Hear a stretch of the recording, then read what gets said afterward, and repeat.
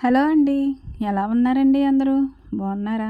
మీరంతా బాగుండాలని మనస్ఫూర్తిగా దేవుడిని కోరుకుంటున్నాను. వీడియో చూస్తున్న ప్రతి ఒక్కరికి కూడా పేరు పేరున ధన్యవాదాలండి. ఎందుకంటే ఈ వీడియోలో నా వ్లాగ్స్‌కి సంబంధించింది కాకుండా ఆరోగ్యపరంగా ఆరోగ్యం కోసం ఎవరైతే పోరాడుతున్నారో హాస్పిటల్‌లో పేషెంట్‌ని అలా పెట్టుకొని ఆరోగ్యం కోసం ఎంతమంది పేరెంట్స్ అలాగే పిల్లలు బాధపడుతూ ఉన్నారో వారందరికీ అంతా కాకపోయినా కొంచెమైనా ధైర్యాన్ని ఇవ్వాలనే ఆశతోటైతే ఈ వీడియో నేను చేశాను. మామయ్య గారికి హెల్త్ బాగుండట్లేదు అనేసి నేను చెప్తున్నాను గానీ, ప్రతి వీడియోలోనూ ఆయన్ని నేను మీకు అంతగా చూపించట్లేదు ఈ మధ్యన. ఇంకా ఆయన గురించయితే అసలు ఏమైంది, ఏంటనేది కూడా నేను షేర్ చేయలేదు. ఎందుకంటే నాకలా చేయడం ఇష్టం లేదు. బాగా లేకుండా ఉన్న మనిషితోటి వీడియో తీయడం అనేది అసలు నాకు నచ్చలేదు. ఎందుకంటే ఇది ఆరోగ్యానికి సంబంధించింది కాబట్టి నాకు తీయాలని అనిపించలేదు. ఇప్పుడు తీయలేదు గానీ వీడియో ఇప్పుడెందుకు తీసావని చాలామందయితే అనుకుంటూ ఉంటారు. ఇప్పుడెందుకు తీశాను అంటే మాలాంటి పరిస్థితుల్లోకెళ్ళిపోయి ఏమీ దిక్కుతోచని స్థితిలో ఉన్నవాళ్ళైతే హాస్పిటల్‌లో కోకొల్లలండి నేను చూశాను నా కళ్ళతోటి.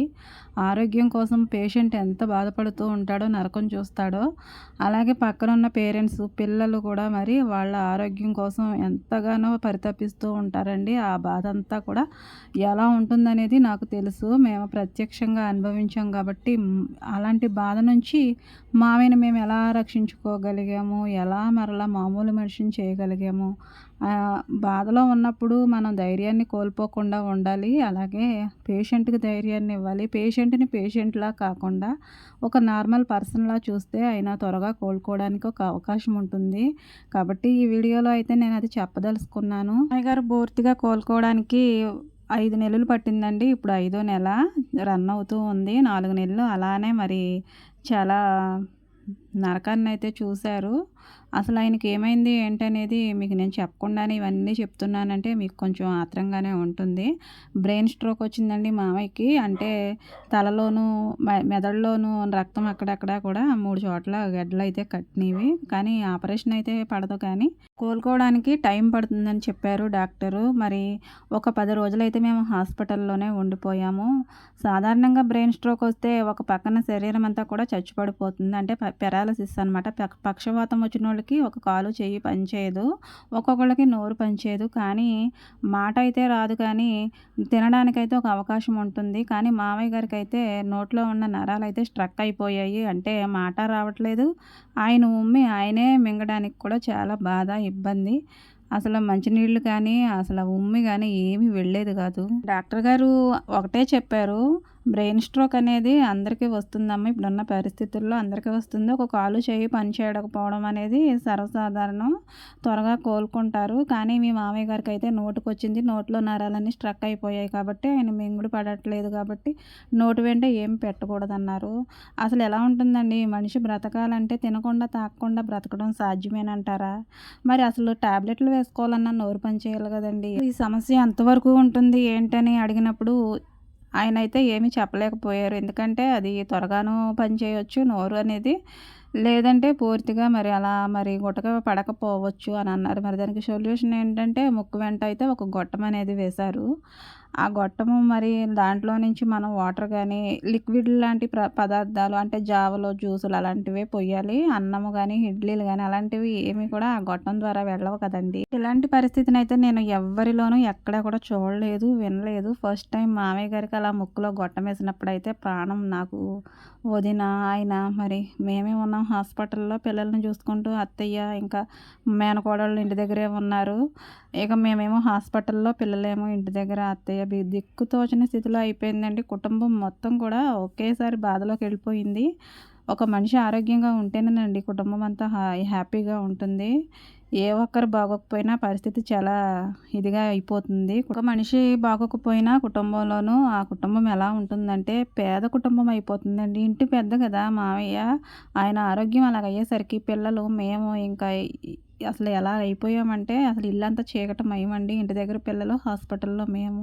అలాంటి పరిస్థితుల్లో నేనిక్కడ కూర్చొనైతే అలా ప్రేయర్ చేసుకునేదాన్ని, దేవుడితో చెప్పుకునేదాన్ని బాధంతా. రూమ్‌లోకెళ్ళి బాధపడితే వదినుంటుంది. వదిన ధైర్యాన్ని పోగొట్టిందాన్నవుతానని ఇక్కడే కాసేపు అలా కూర్చునేదాన్ని. మావయ్య గారికి ఏమైనా తీసుకురావడానికి కిందకెళ్ళేటప్పుడు, మళ్ళీ పైకొచ్చేటప్పుడు ఇక్కడైతే మరి ఒక్కొక్క 5 నిమిషాలు, ఒక్కొక్క 10 నిమిషాలు అలా కేటాయించుకుని దేవుడితో నా బాధంతా చెప్పుకునేదాన్ని. అంతేకాని మనుషులకి నా వాళ్ళనే వాళ్ళకి నా బాధను తెలియనిచ్చేదాన్ని కాదు. హాస్పిటల్‌లో జాయిన్ చేసిన తర్వాత మా వారైతే 2 రోజులుండి మాకు ఇంకా అక్కడ అలవాటయిన తర్వాత ఆయనైతే ఇంటికొచ్చి మరలా వస్తూ ఉండేవారు, వెళ్తూ ఉండేవారు. మరి ఇంటి దగ్గర కూడా చూసుకోవాలి గదండీ! గేదెలున్నాయి. మా అత్తయ్య ఆ టైంలోనేమో గేదెలను చూసుకోవడం, పిల్లలనేమో మేనకోడళ్ళు ఉండేవారు వాళ్ళు. అసలు ఎంత నరకమంటేనండి అసలు చెప్పుకోలేము. ఆ టైంలోనే గొర్రెపిల్ల ఒకటి చచ్చిపోయింది. మాకు పెద్ద పొట్టేలుండేది అది చచ్చిపోయింది.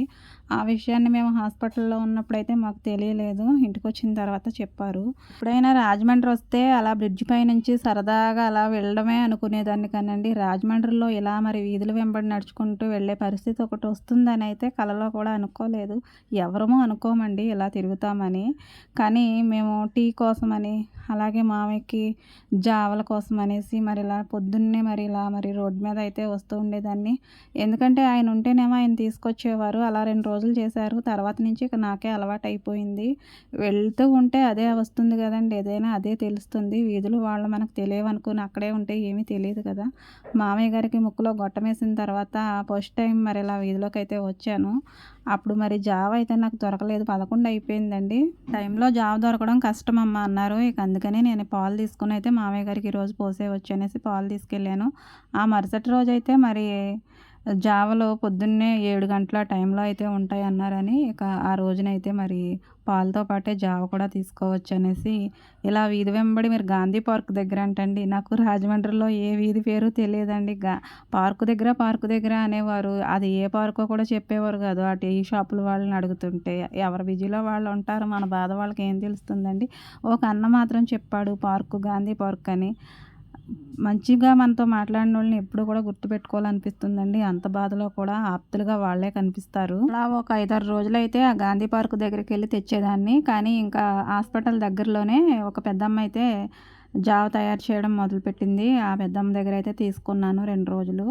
అంటే ఆయనొచ్చేటప్పటికి ఆయన తీసుకొస్తారు జావా వస్తూ కానీ మరి 12 అలాగ అయిపోద్ది గదండీ! అప్పటి వరకు మరి మావయ్యకి పరగడుపున అలాగే ఉంచలేం కదా! పాలు ఎంతవరకేనండి అసలు నోటి వెంట ఏమీ వెళ్ళట్లేదు. జావా అన్నా కొంచెం బలంగా ఉంటుందని ఏదో ఆశ అండి. జావ పోస్తే బావుంటారని.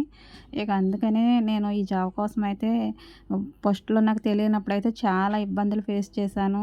మొత్తానికి ఈ జావనైతే నేను సాధించగలిగాను. ఎక్కడికో వెళ్ళాను. గాంధీ పార్క్ అంటే కాలినడకన నడిచి వెళ్ళడం కొంచెం ఇబ్బందైనా అసలు ఆ బాధే నాకు తెలియలేదండి. నడిచి వెళ్తున్నానా, పరుగున వెళ్తున్నానా అనేది కూడా నాకసలు పట్టనే లేదు. అది నాకు దొరికితే చాలనుకున్నాను ఆ టైంలోను. స్పూన్లు రాగిపిండిలోను మనం కొన్ని వాటర్ కలుపుకొని జావ కాసుకుంటే ఇంటి దగ్గర తాగడానికి ఎన్ని చిరాకులోనండి ఎవరికైనాను. కానీ ఈ జావ కోసం నేను అలా తిరిగేటప్పుడు నాకు ఈ జావ విలువంటూ తెలిసిందండి. ప్రతిదానికి దాని విలువ తెలుసుకోవడానికి ఒక టైం వస్తుందండి. మన జీవితంలో ఏదైనా అంతే.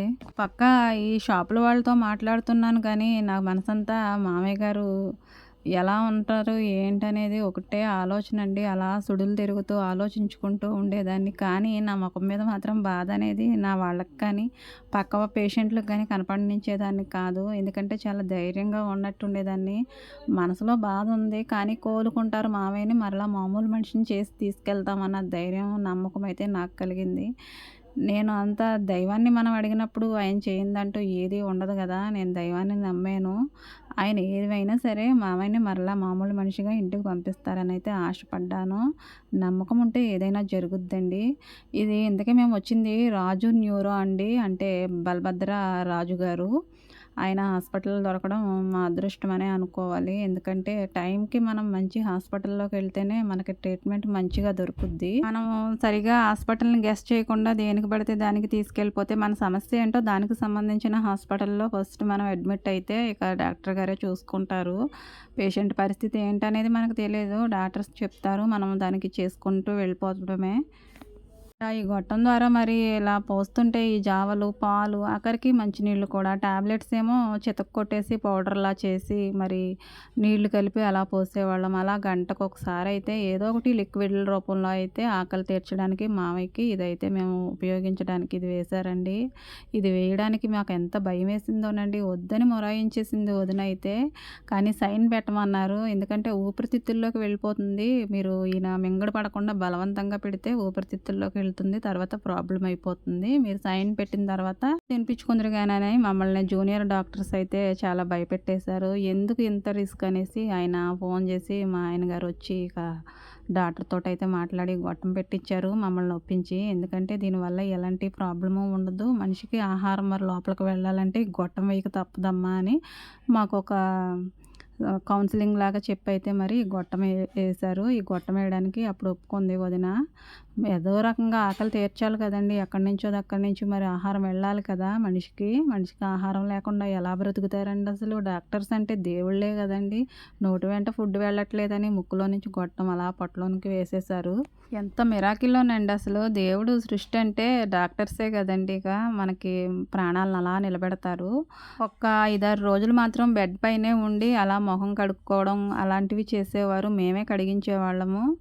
అలా నడిచి కాలు తీసి అలా బయట పెట్టడానికి ఆయనకి ఓపిక లేదు. అలాగే కాళ్ళు సపోర్ట్ చేసేవి కాదు. చేతులు, కాళ్ళు కూడా మనిషిని అలా పట్టుకునైతే ఏదో అలా అలా నడిపించేవాళ్ళం మంచం దగ్గర. మరలా కూర్చుండిపోయేవారు. అలా ఒక 5, 6 రోజుల తర్వాత అయితే ఆయన ఫస్ట్ టైం ఇలా మరి వాష్ బేసిన్ దగ్గరికైతే వెళ్ళి బ్రష్ చేసుకుంటానని చెప్పారు.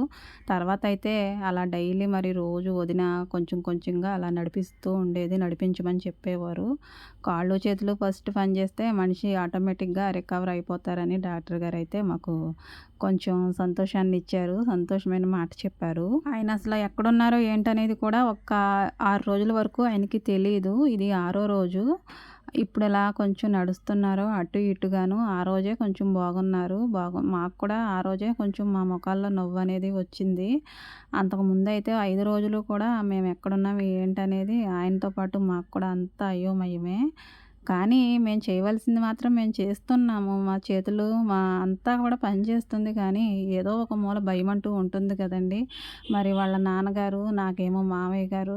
మరి మేము ఈయన్ని ఎలా కాపాడుకుంటామో ఏంటో అనేది మాకు కొంచెం భయంగానే ఉండేది. ఇంటి దగ్గర నుంచి అంతమాను తాతయ్య, తాతయ్య అంటూ ఫోన్‌లండి పిల్లల వీడియో కాల్‌లో అంతమాలో మాట్లాడించడానికి ట్రై చేసేవారు. వాళ్ళ చిన్నమ్మాయి అంటే మా మరదలు, ఇంకా వీళ్ళందరూ కూడా ఇంకా మేనకోడళ్ళు వీళ్ళందరూ ఒకరి తర్వాత ఒకళ్ళు అంతమాను మాట్లాడుతూనే ఉండేవారు. వాళ్ళని చూసేటప్పటికైతే కొంచెం నవ్వేవారు.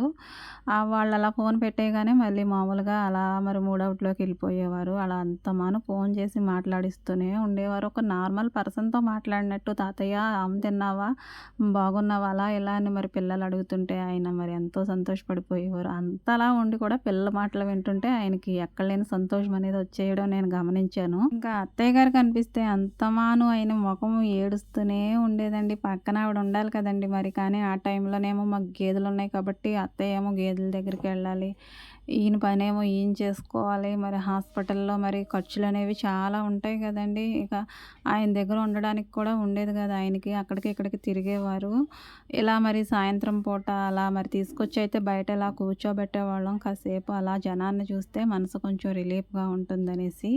ఇలా మరి అక్కడ పక్క వార్డుల్లో ఉన్నవాళ్ళు గట్రా మరి కాస్తంత అలా రిలీఫ్ కోసం బయటకొచ్చి అయితే కూర్చునేవారు.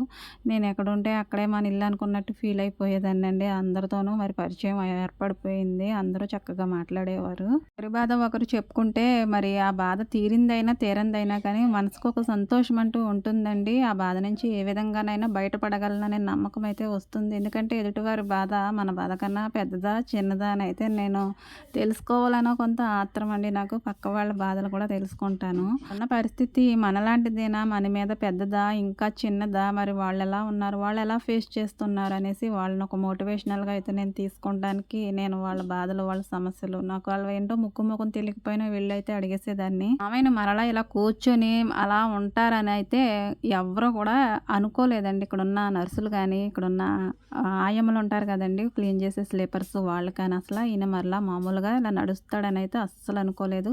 వాళ్ళో చెప్పుకునేవారండి. అలా పడుకునే ఉంటున్నాడు. ముక్కు వెంట ఏదో పంపిస్తున్నారు. పాపం ఏం బాగుంటాడో ఏంటో పాపం పిల్లలు అలా చూస్తున్నారు ఆయన వంక అని అయితే వాళ్ళు చాలా జాలి మాటలైతే అనేవారండి. నాకు ఆ మాటలకి నాకు ఎంతో బాధొచ్చేసేది. ఇలాంటి మాటలు నా చెవిన పడకుండా ఉంటే బాగుండు అనుకునేదాన్ని. ఎందుకంటే ఎదుటివారి జాలి మాటలు, వాళ్ళు జాలి చూపులు మరి మనకున్న ధైర్యాన్ని పోగొట్టేస్తాయండి. అవి జాలి పడతారనుకుంటారు కానీ, మనలో ఉన్న ధైర్యాన్ని తీసేస్తారు వాళ్ళు. అలాంటి మాటలు వినపడకుండా ఉండటమే బెటర్ అనిపిస్తుంది నాకైతే.